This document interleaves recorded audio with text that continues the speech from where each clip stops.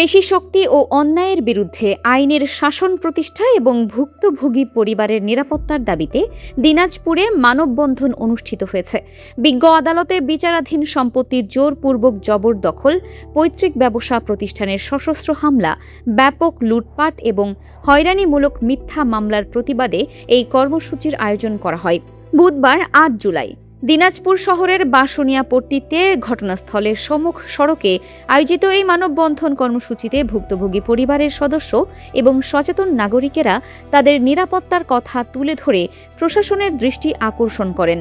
মানববন্ধন থেকে অনতিবিলম্বে অপরাধীদের আইনের আওতায় আনার লক্ষ্যে ৩টি মূল দাবি উত্থাপন করা হয়। দাবিসমূহের মধ্যে রয়েছে হামলাকারী, ভাঙচুরকারী ও ভূমিদস্যুদের অবিলম্বে গ্রেফতার করে দৃষ্টান্তমূলক শাস্তি নিশ্চিত করা, দায়েরকৃত মামলা ও উদ্দেশ্য প্রণোদিত মিথ্যা পাল্টা মামলার সুষ্ঠু ও নিরপেক্ষ তদন্ত করা এবং ভুক্তভোগী পরিবার ও মামলার সাক্ষীদের জান-মালের পূর্ণ নিরাপত্তা নিশ্চিত করা। মানববন্ধনে পার্টি সেন্টারের পরিচালক সৈয়দ আল মামুন ইসলাম রনি বলেন, আদালতের মামলা বিচারাধীন থাকা সত্ত্বেও জোরপূর্বক সম্পত্তি দখল এবং ব্যবসা প্রতিষ্ঠানে সশস্ত্র হামলা চালানো আইনের শাসনের সম্পূর্ণ পরিপন্থী।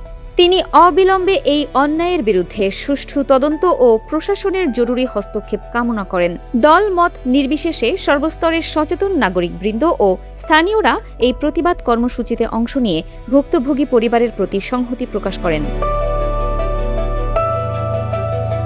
ফারহানা নিজাম, দিনাজপুর টিভি।